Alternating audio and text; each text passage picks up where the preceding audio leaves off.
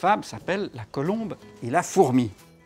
Le long d'un clair ruisseau buvait une colombe. Qu'est-ce que c'est qu'un croquant? Tu as une idée? C'est comme un crocodile. Qui la voudrait? Point de pigeon pour une obole, ça veut dire qu'avec très peu de choses, on peut sauver quelqu'un. J'ai adoré cette poésie. Tu as adoré cette poésie. Jean de La Fontaine. La colombe et la fourmi. Mettez bien celui-là. Alors, voilà. Et donc la fable s'appelle La colombe et la fourmi. Le long d'un clair ruisseau buvait une colombe. Comment il est le ruisseau? Oui? Clair. Clair, ça veut dire quoi, un clair ruisseau? Il est Il est éclairé. Il y a de l'eau claire dedans parce que des fois il y a des ruisseaux qui ne sont pas propres. Ils sont... Voilà. Alors ce ruisseau, il est propre, il est transparent, il est clair, il a de la lumière, il est frais. Quand sur l'eau se penchant, une fourmi y tombe. Qu'est-ce qui se passe, non? Qu'est-ce qui se passe là? Un fourmi tombe. Oui. Qu'est-ce qui va se passer? Il est mort. Elle risque de mourir, la fourmi. Et dans cet océan, l'on eût vu la fourmi s'efforcer, mais en vain, de regagner la rive. Donc, la fourmi tombe dans l'eau, et qu'est-ce qui se passe? Il arrive dans l'océan et après il nage et il arrive sur la plage. Une fourmi, on a dit que c'était grand comment? Comme ça. Tout petit. Et un ruisseau, ça peut, c'est quand même déjà, par rapport à une fourmi, c'est grand. Et donc une fourmi qui tombe dans un ruisseau, c'est comme si elle tombait dans un océan. Vous imaginez la petite fourmi qui nage, mais il y a le courant qui l'emporte, et la petite fourmi nage. Elle s'efforce, s'efforcer. Ça veut dire quoi ce mot? S'efforcer. Elle met toute sa force pour continuer. Elle donne toute sa force. C'est exactement ça. Elle donne toute sa force. Mais est-ce que vous pensez qu'elle va pouvoir être plus forte que le courant du ruisseau? Non. La colombe, aussitôt, usa de charité. La colombe, est-ce qu'elle était obligée de l'aider? Elle aurait pu la manger. Elle aurait pu la manger. Et au lieu de ça, qu'est-ce qu'elle va faire? Elle va l'aider. Elle va l'aider, elle va lui faire la charité. Faire la charité, c'est aider, mais elle n'était pas obligée. Et elle le fait aussitôt, tout de suite. La colombe, aussitôt, usa de charité. Un brin d'herbe dans l'eau, par elle étant jeté, ce fut un promontoire où la fourmi arrive. Est-ce que vous avez compris? Qu'est-ce qu'elle fait, la colombe, pour aider la fourmi? Un brin d'herbe. Qu'est-ce que c'est, un brin d'herbe? C'est une petite herbe. C'est une petite herbe. C'est grand comment, un brin d'herbe? Fais-moi voir. C'est tout. Oui, exactement. Comment? Montre-moi. Comme ça. Ah, c'est presque rien, un brin d'herbe. Mais ce brin d'herbe, pour la fourmi, c'est comme un promontoire. Est-ce que quelqu'un sait ce que c'est qu'un promontoire? Il y a un truc qui te remonte. Vous vous souvenez que pour la fourmi, le ruisseau, c'était comme un océan, et le brin d'herbe, c'est comme une montagne qui avance dans la mer.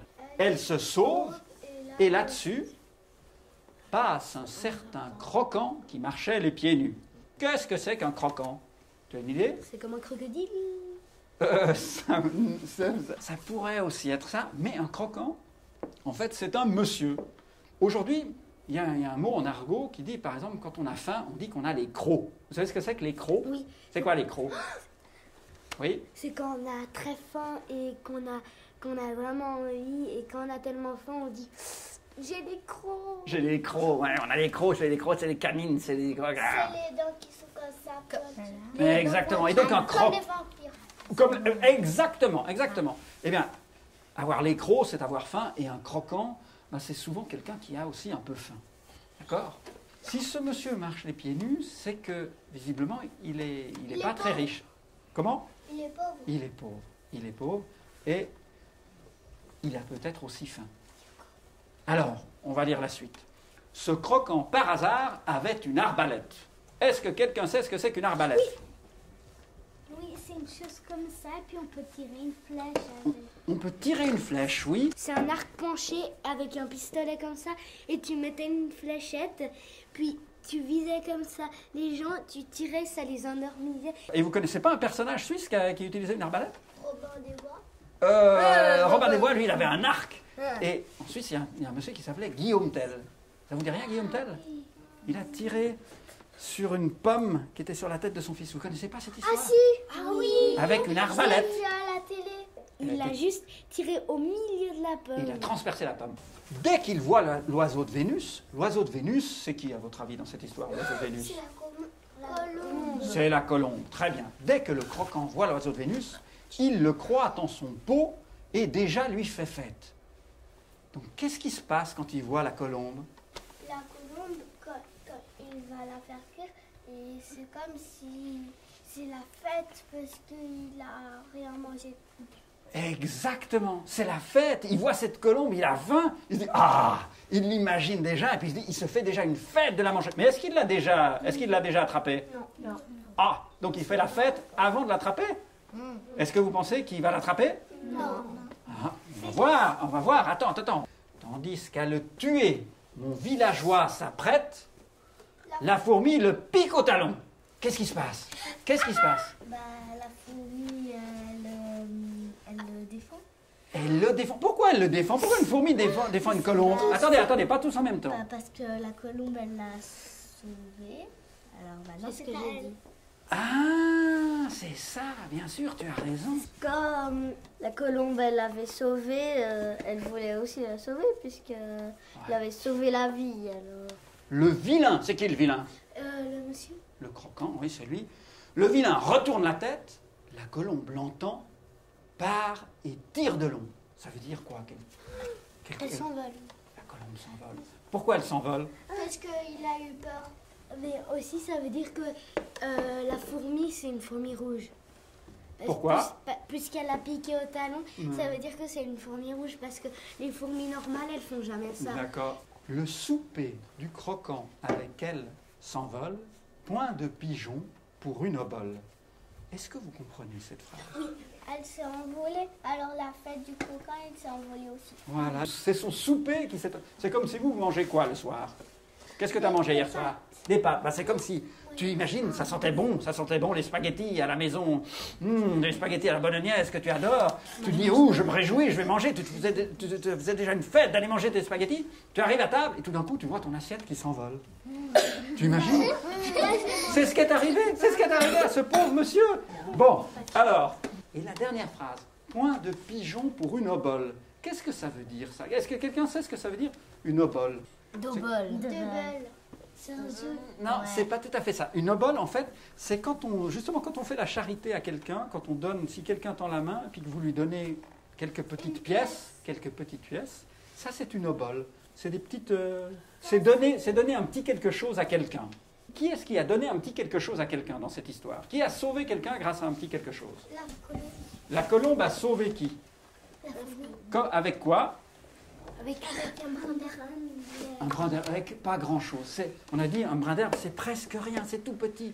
Et donc, cette phrase, point de pigeon pour une obole, ça veut dire qu'avec très peu de choses, on peut sauver quelqu'un.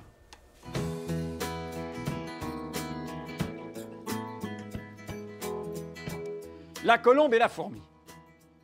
Le long d'un clair ruisseau buvait une colombe. Quand sur l'eau se penchant, une fourmi tombe. Et dans cet océan, l'on eût vu la fourmi s'efforcer, mais en vain, de regagner la rive. La colombe aussitôt usa de charité. Un brin d'herbe dans l'eau par elle étant jeté, ce fut un promontoire où la fourmi arrive. Elle se sauve et là-dessus passe un certain croquant qui marchait les pieds nus. Ce croquant, par hasard, avait une arbalète. Dès qu'il voit l'oiseau de Vénus, il le croit en son pot et déjà lui fait fête. Tandis qu'à le tuer, mon villageois s'apprête, la fourmi le pique au talon. Le vilain retourne la tête, la colombe l'entend, part et tire de long. Le souper du croquant avec elle s'envole, point de pigeon pour une obole. Alors, les enfants, est-ce que vous avez compris cette fable? Oui. Toi, tu as aimé. Pourquoi tu as aimé? J'ai aimé parce que c'est une chose d'amitié. J'ai adoré cette poésie.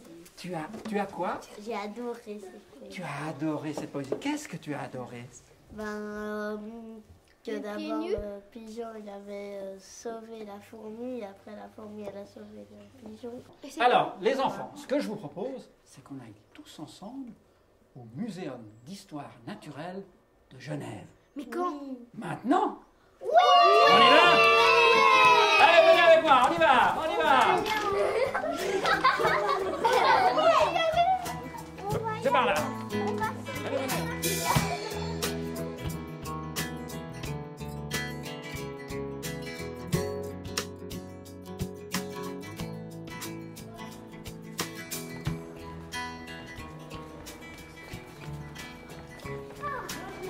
Comment ça va? Bien! Alors, vous vous souvenez de la fable? Oui! Comment elle s'appelle, la fable dont on a parlé? La colombe et la fourmi. Alors ça, c'est quoi? Une colombe. Oh! Comment c'est une colombe? C'est joli? Oui, c'est joli. Ouais. Là, vous la voyez en vol. Magnifique, non? C'est plus joli que celle-là. Ouais, mais parce que là, celle-là, elle a plus. Ouais, bah, tu vois, elles sont pas toutes blanches. Hein. Il y en a qui elles peuvent être de couleurs différentes. Il y a aussi Et- la fourmi. Vous avez vu la fourmi? Oui. Alors, normalement, une colombe qui voit une fourmi, qu'est-ce qu'elle pourrait faire? La mange. Alors, voilà, hop, hop, hop, hop. Mais dans la fable, qu'est-ce qu'elle a fait, la colombe? Elle a aidé. Elle l'a aidée. Pourquoi elle l'a aidée? sauvée. Elle l'a sauvée. Pourquoi elle l'a sauvée? Parce qu'elle avait la réponse. Parce qu'elle avait tombé Dans l'eau. Elle était tombée dans l'eau et elle l'a sauvée. Et donc, quelque part, au début, la colombe a sauvé la fourmi et à la fin, qu'est-ce qui a... La colombe a sauvé. Et voilà, et voilà. Donc, vous l'avez bien aimé, cette fable? Oui.